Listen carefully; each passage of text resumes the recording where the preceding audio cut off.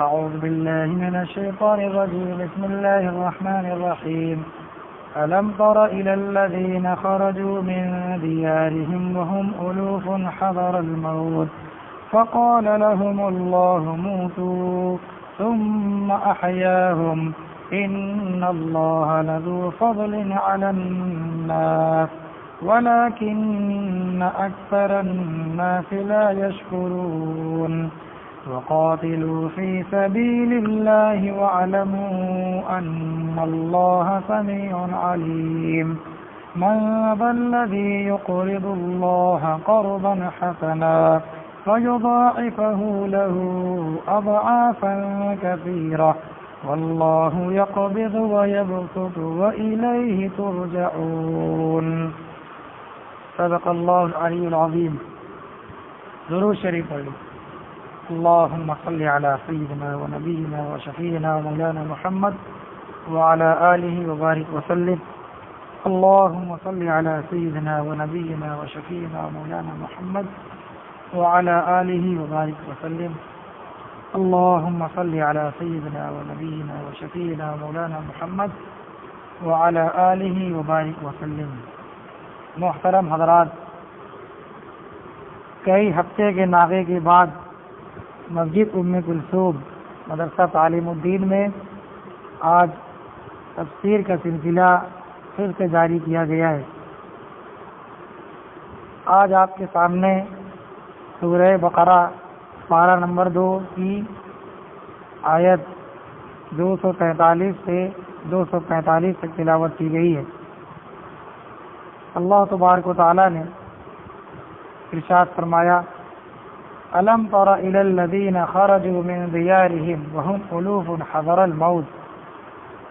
اے پیغمبر صلی اللہ علیہ وسلم، اے آخری نبی، کہ آپ کو نہیں پتہ ان لوگوں کا جو موت کے ڈر سے، موت سے بچنے کے لیے اپنے وطن سے نکلے، حالانکہ وہ کئی ہزار تھے. اے محمد صلی اللہ علیہ وسلم، آپ کو معلوم ہے ان لوگوں کے بارے میں جو لوگ موت کے ڈر سے اپنے وطن سے نکل گئے اور ان کی تعداد ہزاروں تھی. فقال لهم اللہ موتوا، چنانچہ اللہ تبارک و تعالیٰ نے ان سب سے کہا کہ مر جاؤ، تو وہ سب مر گئے. ثم احیاهم، پھر اللہ نے ان کو زندہ کیا. ان اللہ لذو فضل علی الناس، یقیناً اللہ تبارک و تعالیٰ لوگوں پر بڑے فضل والے ہیں. ولکن اکثر الناس لا یشکرون، لیکن اکثر لوگ اللہ کا شکر ادا نہیں کرتے. اس آیت میں اللہ تبارک و تعالیٰ نے بنی اسرائیل کے ایک اہم واقعے کا تذکرہ کیا ہے. بنی اسرائیل میں ایک قوم تھی جو موت کے ڈر سے اپنے وطن سے بھاگ گئی تھی، کیونکہ ان کے وطن میں، ان کے شہر میں، ان کے علاقے میں طاعون کی وبا پھیل گئی تھی. طاعون ایک بیماری ہے جس میں کثرت سے موت ہوتی ہے، اور یہ وبا ہے. اور اس کو سمجھنا بہت آسان ہے، کیونکہ ہم سب ابھی کرونا وائرس کے دور سے گزرے ہیں، اور ہر چھوٹا بڑا یہ اچھی طرح جانتا ہے کہ یہ وبا کیسی چیز ہوتی ہے. کون کب مر جائے گا کسی کو پتہ نہیں. یہ بیماری کہاں سے کس کو پکڑ لے گی اور موت کے منہ میں ڈھکیل دے گی، یہ کسی کو پتہ نہیں تھا. اور دیکھتے دیکھتے کتنے ہزاروں لوگ اللہ کو پیارے ہو گئے، دنیا سے رخصت ہو گئے. تو یہ جس قوم کا تذکرہ ہے، ان کی قوم میں یہ طاعون کی بیماری، موت کی بیماری پھیلی تھی، جن کے ڈر سے یہ لوگ وہاں سے بھاگے. نبی اکرم صلی اللہ علیہ وسلم نے ارشاد فرمایا ہے کہ طاعون کی بیماری، کوئی وبائی بیماری کسی علاقے میں جب پھیل جائے تو وہاں کے رہنے والے اپنے علاقے سے باہر نہ جائیں اور کوئی باہر کا آدمی اس علاقے میں نہ آئے. یہ ہے اسلامی تعلیم. یہ ہے ایک دوسرے کو اپنی بیماری سے بچانے کا یہ بہترین طریقہ نبی اکرم صلی اللہ علیہ وسلم نے دیا ہے کہ جو وہاں ہے وہ بھاگے نہ موت کے ڈر سے، کیونکہ جہاں بھی جائیں گے ایک نہ ایک دن تو موت آنی ہے. کل نفس ذائقۃ الموت، ہر نفس جو بھی دنیا میں سانس لے رہا ہے اس کو تو موت آنی ہے، آگے پیچھے سب کو موت آنی ہے. اینما کنتم یدرککم الموت ولو کنتم فی بروج مشیدہ، تم لوگ جہاں بھی رہو گے موت کا وقت آئے گا تو وہ پکڑ لے گی، اگرچہ مضبوط قلعوں میں کیوں نہ بند ہو، کہیں بھی ہو.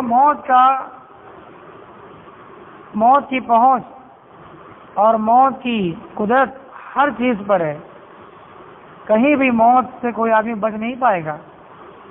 اسی لیے تعلیم ہے کہ موت کے ڈر سے اپنے شہر کو نہ چھوڑے، بیماری کے ڈر سے، موت کے ڈر سے، بلکہ اللہ پر یقین رکھے کہ اگر ہماری موت یہاں لکھی ہے تو آئے گی، نہیں تو ہم کہیں بھی رہیں گے موت آئے گی. تو اپنی موت سے نہ ڈرے بلکہ اللہ کے وعدے پر اور اللہ کے فیصلے پر راضی رہے. یہی حکم ہے سیدنا حضرت عمر ابن خطاب رضی اللہ تعالی عنہ، ان کے زمانے میں ملک شام میں طاعون کی بیماری پھیل گئی تھی، اور حضرت عمر ابن خطاب رضی اللہ تعالی عنہ نے اتفاق سے وہاں کا سفر کیا تھا. آپ کو پتہ چلا تو آپ وہاں کا حال چال لینے کے لیے مدینہ سے گئے. وہاں حضرت ابو عبیدہ ابن جراح رضی اللہ تعالی عنہ وہاں کے حاکم تھے، والی. تو ان کو پتہ چلا کہ حضرت عمر ابن خطاب مدینہ سے ہمارے شہر میں حالات کا جائزہ لینے آ رہے ہیں. جیسے کسی علاقے میں سیلاب آ جائے، فسادات ہو جائیں، کوئی آسمانی بلا نازل ہو جائے تو حاکم اور منتری اس علاقے کا دورہ کرتا ہے. آج تو بہت آسان ہے، ہوائی جہاز پہ ہیلی کاپٹر پہ بیٹھ کے اوپر سے معائنہ کر لیتے ہیں اور جا کر کے بجٹ پاس کر دیتے ہیں کہ اتنے دوائی میں پیسہ لگنا چاہیے، اتنی خوراک میں اور اتنے رہن سہن میں.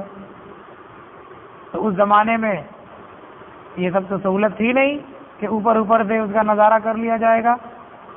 حضرت عمر ابن خطاب رضی اللہ تعالیٰ نے اپنی رعایا کی خبر گیری میں گئے. تو جب حضرت ابو عبیدہ ابن الجراح کو پتہ چلا تو وہ باہر اس شہر سے آئے کہ حضرت عمر کو اندر آنے سے روک دیا جائے. اور ایک علاقے میں ان دونوں کی ملاقات ہوئی. خیریت کہا ہے ہم آپ لوگوں کی جو ہے حال چال لینے آ رہے ہیں.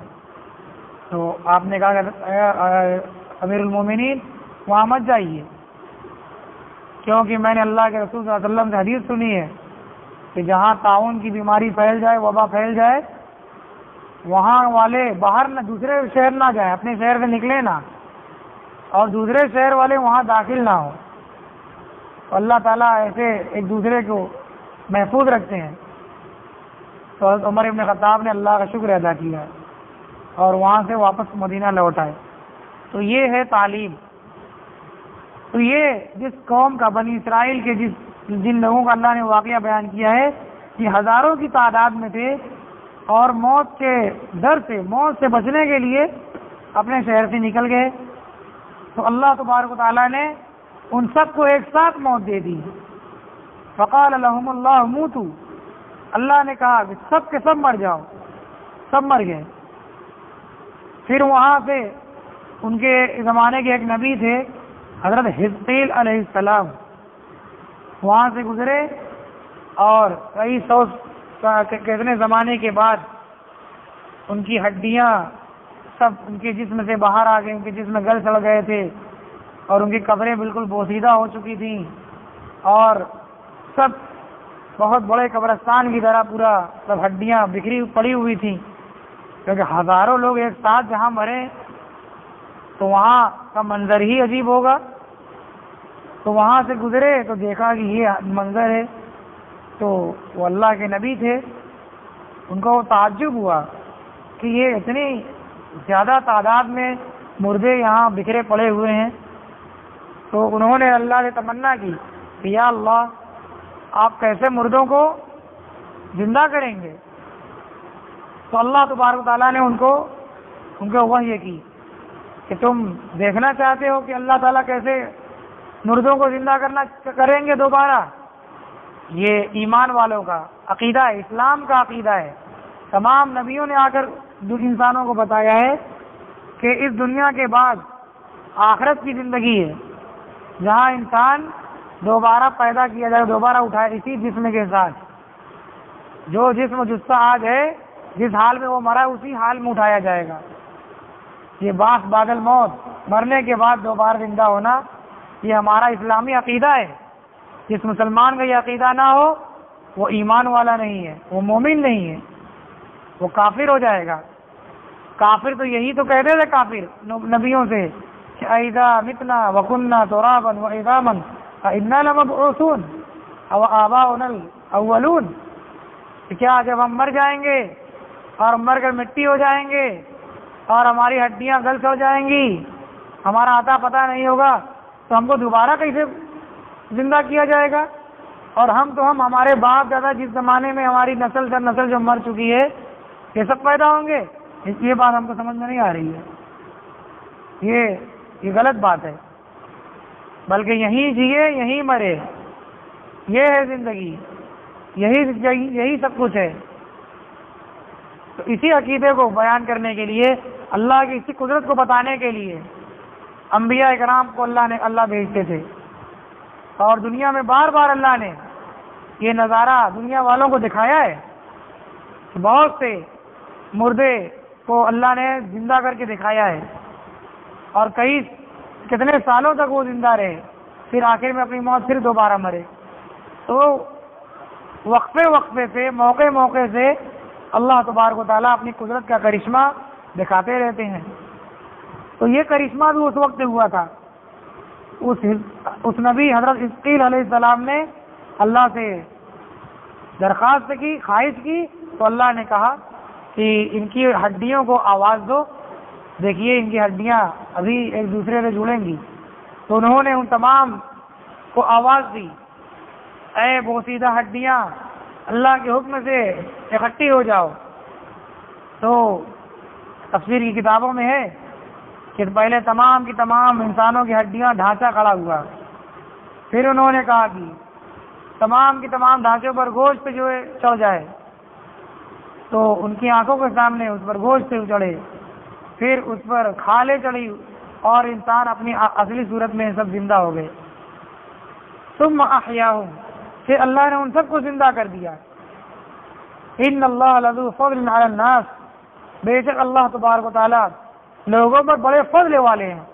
اللہ نے اس قوم کے ساتھ بڑے فضل کا، بڑے رحم کا معاملہ کیا کہ ان سب کو اپنی زندگی میں موت کے بعد دوبارہ زندگی کو دکھلا دیا۔ ولیکن اکثر الناس لا یشکرون، لیکن پھر بھی اکثر لوگوں کا حال یہ ہے کہ وہ اللہ کی نعمت کا شکریہ ادا نہیں کرتے، اللہ کا شکر ادا نہیں کرتے۔ اس قوم نے اللہ کا شکر ادا نہیں کیا، ان کو تو اس پر بالکل پکا مومن ہو جانا چاہیے تھا۔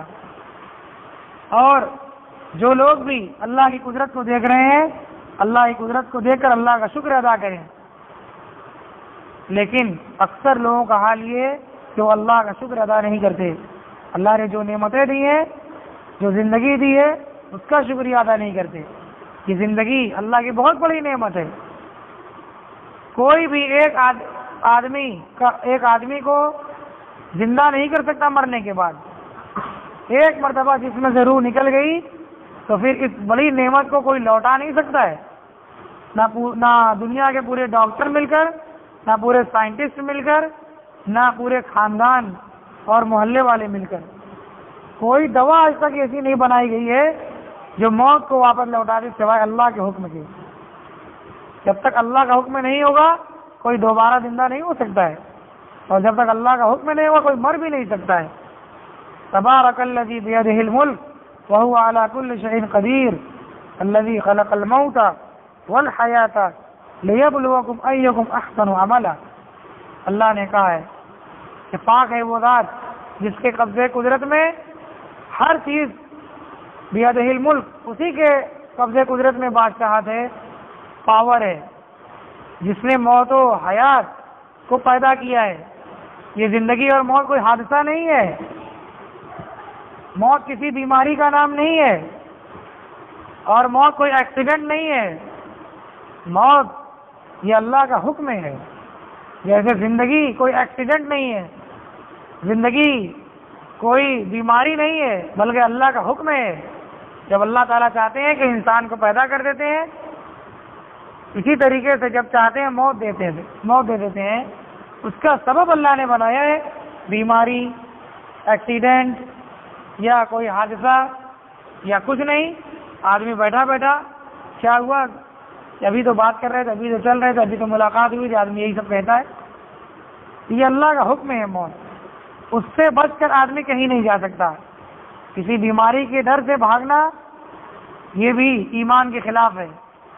دیکھیے کورونا وائرس جیسی وبا کے دور میں جس قوم نے ہمت کا مظاہرہ کیا، بیماری کے آگے وہ سینہ بالکل تان کر چلے، وہ پوری دنیا میں صرف مسلمان تھے، اور اس میں ان کا کوئی کمال نہیں، ان کے ایمان کا کمال ہے، کیونکہ ان کو یقین ہے کہ زندگی اور موت دینے والی جو ذات ہے وہ اللہ کی ذات ہے۔ ہمارا یقین اس سے جڑا ہوا ہے، بیماری سے ہمارا یقین نہیں ہے، نہ ہم اس سے ڈریں گے۔ کیوں ہم بیماری سے ڈریں؟ تو مسلمانوں نے اس وبائی دور میں ہمت سے کام لیا ہے، اللہ پر یقین کے ساتھ کام لیا ہے، اور جن کی بھیانک بیماری موت ہوئی، مسلمانوں نے اپنے ہاتھ سے اس کو دفن کیا ہے۔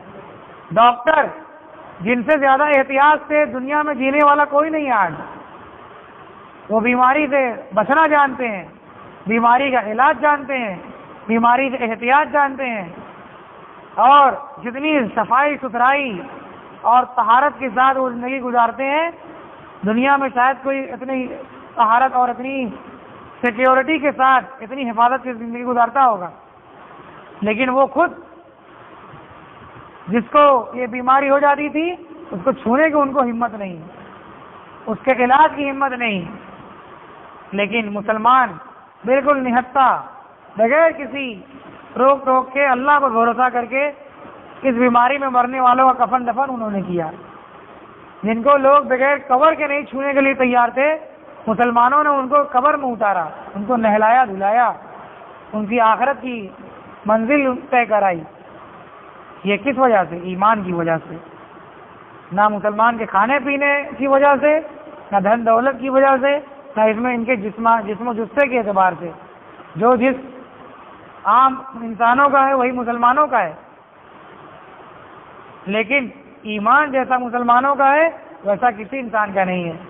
اس لیے موت سے ڈرنا یہ ایمان کے خلاف ہے، بلکہ ایمان کا تقاضا یہ ہے کہ اللہ کے حکم کے مطابق زندگی گزاری جائے، اور جو اللہ اس کے رسول کا حکم ہو اسی پر چلا جائے۔ تو اللہ اس کے رسول کا حکم یہی ہے کہ جب کہیں بیماری پھیل جائے تو وہاں والے باہر نہ جائیں اور باہر والے وہاں نہ آئیں، موت کے ڈر سے نہ بھاگا جائے۔ احتیاط اور جو تدبیریں اطباء، ڈاکٹر اور ماہرین بتائیں اس پر عمل کریں، یہ اسلام کا حکم ہے کہ ہر آدمی احتیاط سے زندگی گزارے، لا ضرر ولا ضرار، نہ خود نقصان اٹھائے نہ دوسرے کو نقصان پہنچائے۔ آدمی نہ خود بیمار ہو نہ دوسرے کو بیمار بنائے۔ اسی لیے ہمارے اسلام میں طہارت کا، صفائی ستھرائی کا نظام رکھا گیا ہے کہ ہر آدمی کم سے کم ہفتہ میں ایک دن جمعہ کے دن غسل کرے، ورنہ روزانہ غسل کرے۔ آدمی ناپاک ہو جائے، عورت ناپاک ہو جائے تو اس کو وہ غسل کرے، اپنے جو فطری جو چیزیں ہیں، ناخن بڑا ہو جائے تو اس کو صاف کرے، بال بڑے ہو جائیں اس کو صاف کرے، جسم پر میل کچھ جوڑ جو ہیں ان کی صفائی رکھے، خوشبو کا استعمال کرے جس سے نجاست اور گندگی اور بدبو کو جو خوشبو دبا دیتی ہے مسواک کا استعمال کرے آدمی کہ ہر نماز کے بعد اللہ کے نبی صلی اللہ علیہ وسلم نے کہا کہ میرا دل چاہتا ہے لولا ان اشق علی امتی لامرتہم بالسواک عند کل صلاۃ، اگر مجھے اپنی امت پر مشقت کا اندیشہ نہ ہوتا تو میں ہر نماز کے وقت ان کو مسواک کا حکم دیتا اور یہ واجب کر دیتا، لیکن یہ واجب نہیں ہے، لیکن سنت ضرور ہے۔ نبی اکرم صلی اللہ علیہ وسلم جب گھر میں جاتے تھے تو مسواک کرتے تھے، صبح جیسے ہی اٹھتے تھے مسواک کرتے تھے، وضو کرنے کے وقت مسواک کرتے تھے، اور ایسے ہی کوئی چیز کھایا پیا تو مسواک کرتے تھے۔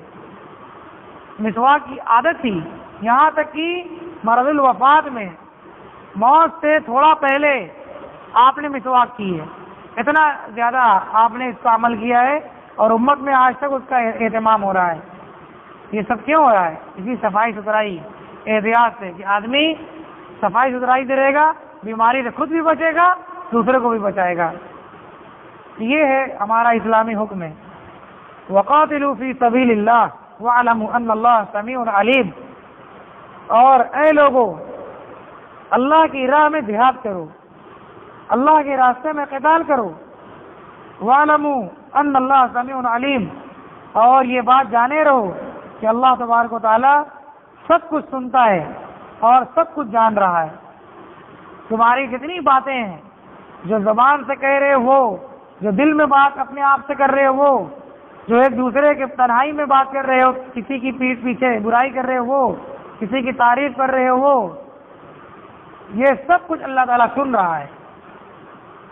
علیم، جان رہا ہے کہ کون بات کر رہا ہے، کس سے بات کر رہا ہے، کب بات کر رہا ہے، کہاں بات کر رہا ہے، یہ ساری ڈیٹیل اللہ کو پتہ ہے۔ تو تمہارے اعمال کو اللہ دیکھ رہے ہیں، تمہارے اقوال کو سن رہے ہیں، تو موت کے ڈر سے بھاگو مت۔ قاتلوا فی سبیل اللہ، اللہ کے راہ میں جہاد کرو، موت کے ڈر سے اللہ کے راستے میں جہاد کرنے سے بھاگو مت۔ جب نبی اللہ کے راہ میں دشمنوں سے، کافروں سے لڑنے کے لیے بلائیں تو موت کے ڈر سے مت بھاگو، کیونکہ موت اگر آنی رہے گی تو تمہارے بستر پر آ جائے گی، اور نہیں آنی رہے گی تو تلوار کے سائے میں بھی تم کو موت نہیں آئے گی۔ تو موت سے بھاگنا یہ کوئی ہوشیاری کی بات نہیں ہے، یہ کوئی چالاکی کی بات نہیں ہے، عقل مندی کی بات نہیں ہے، بلکہ موت اللہ کا ایک فیصلہ ہے۔ جیسے دن رات ہونی ہے اپنے وقت سے ہوگی، کوئی چاہے کہ ابھی دن ہو جائے ایسا نہیں ہو سکتا ہے، کوئی ابھی چاہے کہ رات ہو جائے ایسا نہیں ہو سکتا ہے، بلکہ اس کا جو وقت بنا ہے وہ وقت ہے۔ کوئی چاہے کہ موت سے بھاگ جائے نہیں بھاگ سکتا۔ سورہ رحمان میں اللہ نے کہا یا معشر الجن والانس ان استطعتم ان تنفذوا من اقطار السماوات والارض فانفذوا لا تنفذون الا بسلطان فبأي آلاء ربكما تكذبان۔ اے جن و انس، اگر تم زمین و آسمان کے کنارے سے بھاگ سکتے ہو تو بھاگ جاؤ، زمین و آسمان کی حد سے نکل سکتے ہو تو نکل کر دکھا دو، نہیں بھاگ سکتے۔ بھاگنا چاہو گے تب بھی نہیں بھاگ سکتے، بھاگنے کی کوئی راستہ تمہارے پاس ہے ہی نہیں ہے۔ کہاں جاؤ گے بھاگ کر؟ جہاں جاؤ گے وہاں ہم ہیں، ایک دن ہمارے ہی پاس لوٹ کر آنا ہے۔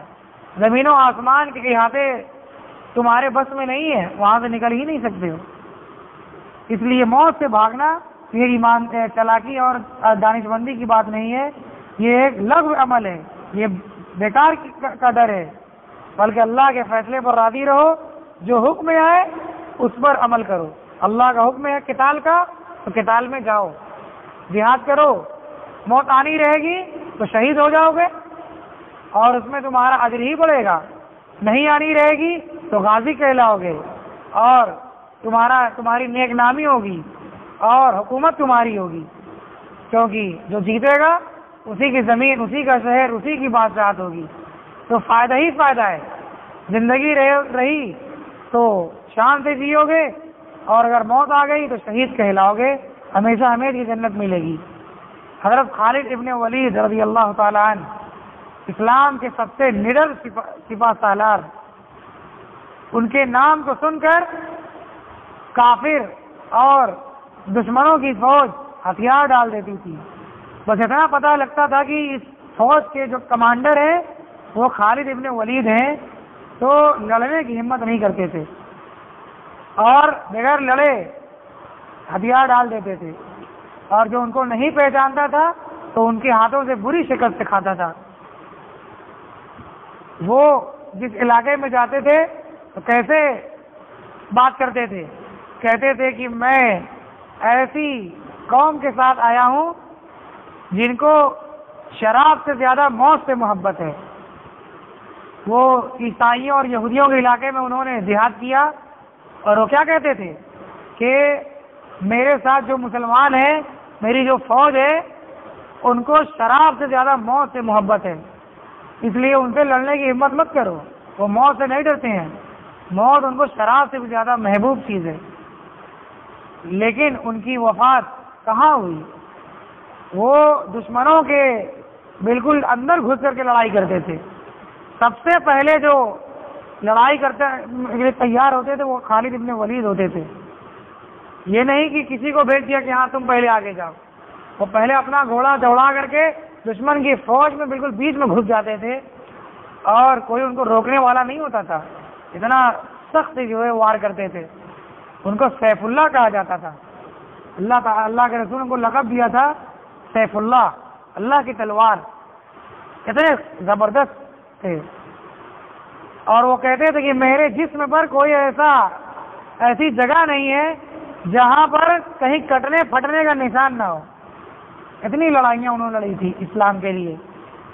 کوئی عضو نہیں میرے جسم میں جہاں پر تیر، تلوار اور دشمن کے ہتھیار کا زخم نہ ہو، کا نشان نہ ہو. ان کے تمام جسم میں نشان تھا، اور ان کی بڑی تمنا تھی کہ موت ہم کو اللہ کے راستے میں ہم شہید ہوں. لیکن تاریخ گواہ ہے کہ ان کی موت کسی دشمن کے تلوار سے نہیں آئی. کسی دشمن کی تلوار میں کی قسمت میں ان کی موت نہیں تھی، ان کی گردن نہیں تھی. وہ کہاں مرے؟ ان کی وفات بستر پر ہوئی، اور ان کو اس کا افسوس تھا. مرنے کے وقت وہ رو رہے تھے. اس افسوس میں نہیں کہ موت آ رہی ہے، اس افسوس میں وہ رو رہے تھے کہ ہم کو موت بستر پر آ رہی ہے. اتنے بڑے بہادر آدمی کو موت بستر پر آ رہی ہے. ہماری تمنا تھی کہ گھوڑے پر سوار اللہ کی راہ میں جہاد کرتے ہوئے ہاتھوں میں تلوار لیے ہوئے مجھے موت آئے اور میں شہید ہو جاؤں اللہ کی راہ میں. لیکن ان کی یہ تمنا پوری نہیں ہوئی. اللہ نے ان کو موت ان کے بستر پر گھر میں دی. بتائیے، جو آدمی موت مانگ رہا ہے اللہ کی راہ میں، موت وہاں نہیں ہے کیونکہ اللہ نے وہاں موت نہیں رکھی. تو یہی سمجھنا ہے کہ موت نہ تلوار کے سائے میں ہے، نہ دشمن کے نرگے میں ہے، بلکہ موت اللہ کا ایک فیصلہ، ایک حکم ہے. جب آنی رہے گی تبھی آئے گی. آدمی چاہے جتنی بھی موت مانگے یا جتنی بھی موت سے بھاگنے کے لیے انتظام کر لے.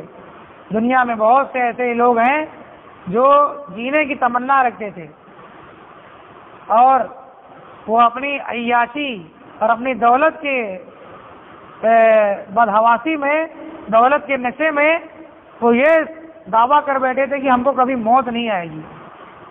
اور بڑے سے بڑے ڈاکٹر کو اپنے پاس رکھتے تھے، اور بڑے سے بڑا علاج اور بڑی سے بڑی احتیاط، عمدہ سے عمدہ غذا کھاتے تھے کہ زیادہ دن جئیں گے. لیکن موت ایسے طریقے سے ان کے پاس آئی کہ سب ڈاکٹر مل کر بھی ایک سیکنڈ کے لیے بھی اس کی سانس واپس نہیں لوٹا سکی. اعلیٰ سے اعلیٰ کوالٹی کا ہاسپٹل اور بڑی سے بڑی مشین جس سے کبھی کسی انسان کا علاج نہیں ہوا، اس سے اس کا علاج ہوا تھا، لیکن پھر بھی لوگ موت سے اس کو بچا نہیں پائے. اور 150 اور 200 سال دعویٰ کیا تھا کہ ہم اتنے سال جئیں گے.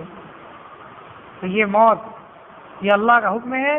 اس سے بھاگنا یہ ایمان کے خلاف ہے. ہم ایمان والے، ہمارا یقین ہے کہ ہمارا اللہ ہماری زندگی اور موت کا مالک ہے، وہی ہمیں موت دے گا. اللہ تبارک و تعالیٰ سے دعا ہے کہ اللہ رب العزت ہمیں ان آیات کو سمجھنے کی اور اس پر عمل کرنے کی اور اس کو سمجھانے کی توفیق عطا فرمائے. اور اللہ تبارک و تعالیٰ ہم سب کو جب تک زندہ رکھے ایمان پر، اسلام پر، اور جب موت ہو تو ایمان اور اسلام پر. واخر دعوانا الحمد لله رب العالمین وصلی اللہ علیہ وسلم کریم.